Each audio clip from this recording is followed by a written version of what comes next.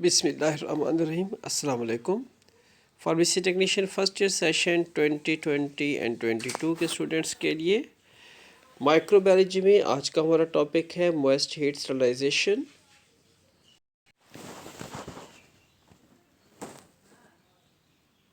आज का हमारा टॉपिक जो है आप अपनी बुक के पेज 92 पे देखेंगे। Moist heat sterilization, it is a most reliable method of sterilization because in the presence of moisture bacteria is destroyed at a considerably lower temperature rather than dry deheating।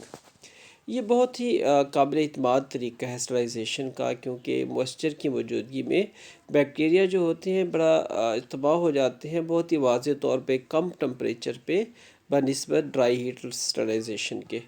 और इसका mechanism जो है bacteria को किल करने का, उसमें क्या है, by this method, the microorganisms are destroyed by denaturizing and coagulation of some of essential proteins present in the microorganisms।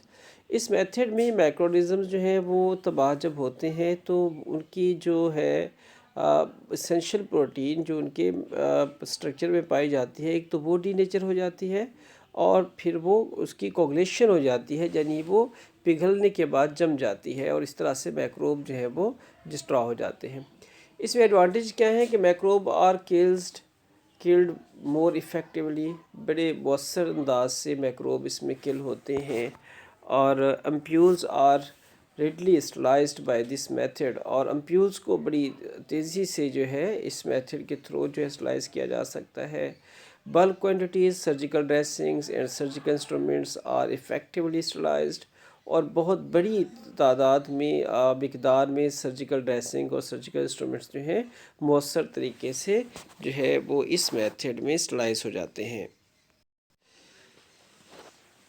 Moist heat sterilization के डिसएडवांटेजेस जो है उसमें thermolabile substances and ointments can not be sterilized. तो ऐसे substances जो heat के effect के under जो है उनकी नेचर तब्दील हो जाती है, ऐसे सब्सटेंसेस को और ऑइंटमेंट्स को जो कि हीट पे जो है वो मेल्ट हो सकती हैं, इनको स्टरलाइज नहीं किया जा सकता। अब मॉइस्ट हीट स्टरलाइजेशन में कौन कौन सी टेक्निक्स या मेथड यूज़ होते हैं?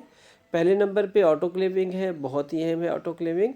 दूसरे नंबर पे हीटिंग विद बैक्टीरिसाइड्स, और तीसरे नंबर पे हीटिंग विद बॉइलिंग वाटर, और फिर चौथे नंबर पे टेंडलाइजेशन। तो हम ऑटोक्लेविंग को सबसे पहले देखने जा रहे हैं। ऑटोक्लेविंग क्या है?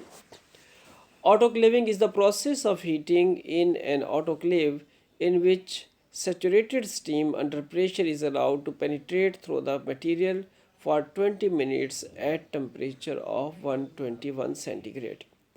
ऑटोक्लेविंग एक प्रोसेस है जिसमें हीटिंग के थ्रू जो है ऑटोक्लेव के अंदर ये प्रोसेस किया जाता है, जिसमें बहुत ही हैवी किस्म की स्टीम जो है अंडर प्रेशर मौजूद होती है, और इस तरह से वो सरायत कर जाता है मटेरियल के अंदर स्टीम, और 20 मिनट्स में टाइम रिक्वायर्ड होता है, और 120 सेंटीग्रेड टेम्परेचर पे ये जो है ऑटोक्लेव जो है वो काम करता है।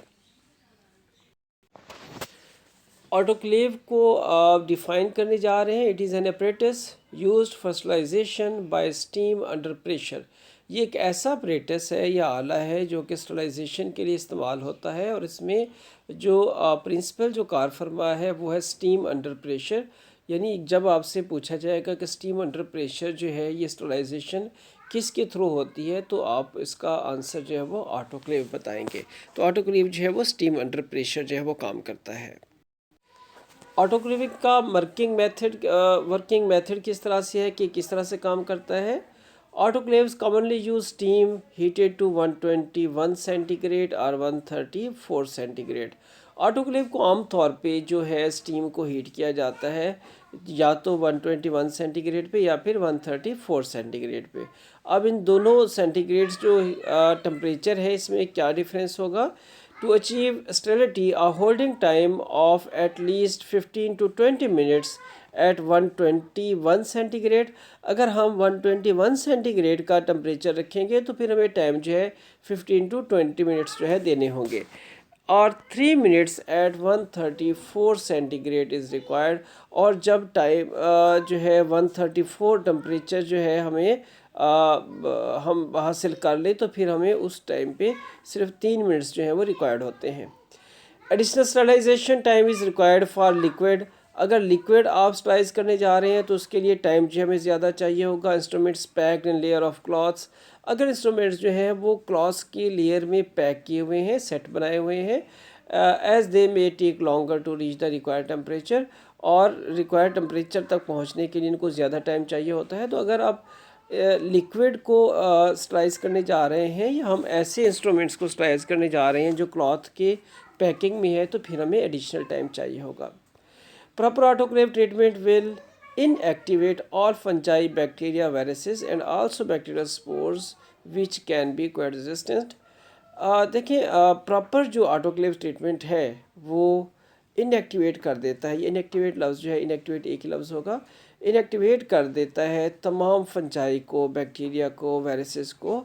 इवन बैक्टीरियल स्पोर्स जो हैं जिनके अंदर ज़्यादा मुज़ाहमत होती है वो भी ऑटोक्लेव के थ्रू जो है वो इनएक्टिवेट हो जाते हैं। It will no necessarily eliminate are prions. और ये ज़रूरी नहीं है कि ये परियोन्स को भी एलिमिनेट करे। तो परियोन्स जो है उनको एलिमिनेट करने के लिए for परियोन्स elimination, various recommendations states 121 to 132 centigrade for 60 minutes और 134 सेंटीग्रेड फॉर एटलीस्ट 18 मिनट्स। तो परियोज जो हैं इनके अंदर रेजिस्टेंस बहुत ज़्यादा होती है। ये जो आपको पता है कि ये अनकरेक्टली फोल्डेड प्रोटीन के मालिक्यूल होते हैं जो मुख्तलिफ बीमारियाँ काज कर सकते हैं।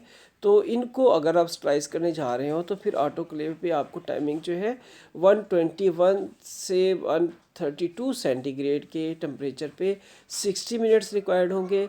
और 134 टेम्परेचर अगर हम अचीव कर लेते हैं तो फिर इस टेम्परेचर पे हमें 18 मिनट्स जो है कम से कम रिक्वायर्ड होंगे परियोन्स को एलिमिनेट करने के लिए। ऑटोक्लेव को यूज़ करते हुए कुछ एहतियाती तदाबीर हैं, इनको हमें अपनाना होगा, प्रिकॉशंस हैं। For effective sterilization steam need to penetrate the autoclave load uniformly. अगर आप इस चाह रहे हैं कि जो है स्टीम जो है हर हिस्से तक एक जैसा जो है वो पेनिट्रेट करे तमाम जगहों पे, तो उसको यूनिफॉर्मली जो है हमें लोड करना होगा, यानी उसमें स्पेस रखनी होगी कि स्टीम जो है वो सर्कुलेट कर सके। During the initial heating of the chamber residual air must be removed. और जो शुरू में जो हीटिंग का टाइम होता है उस वक्त जो पहले से हवा उसके अंदर मौजूद है उस हवा को उसमें से निकालना होगा। यानी फौरी तौर पे चीज़ें रख के आप उसको बंद नहीं कर देंगे, उसकी हीटिंग जो है उसकी एयर जो है ऊपर से प्रेशर उसका कुछ देर के लिए हमें जाने देना होगा। For autoclaving as for all disinfection sterilization methods cleaning is critical. देखिए, ऑटोक्लेविंग के लिए जितने भी डिसइंफेक्शन के मेथड हैं स्टरलाइजेशन के लिए उनको भी इस्तेमाल ज़रूरी है। वो किस लिए कि क्लीनिंग इंस्ट्रूमेंट्स और utensil in organic matters, cool water must be used. जब इंस्ट्रूमेंट को हम रखने जा रहे हैं ऑटोक्लेव के अंदर तो उनको पहले हमें अच्छी तरह से तमाम आलात को, औजारों को और उनके ऊपर जो इनऑर्गेनिक मैटर्स हैं इनको हमें अच्छी तरह से जो है साफ़ करना होगा और ठंडा पानी भी इस्तेमाल करना होगा, नॉर्मल पानी जो है। ट्रीटमेंट विद अल्ट्रासाउंड और pulsed air can also be use to remove debris. देखें, जो आलात होते हैं धो लेने के बाद भी जब रखे हुए होते हैं तो उनके ऊपर छोटे बहुत जो है ज़रात जो है जमे हुए होते हैं, तो उनको जो है अल्ट्रासाउंड के थ्रू या फिर प्रेशर एयर के साथ जो है उन्हें पहले जो है वो वाश करना जो है वो ज़रूरी होता है।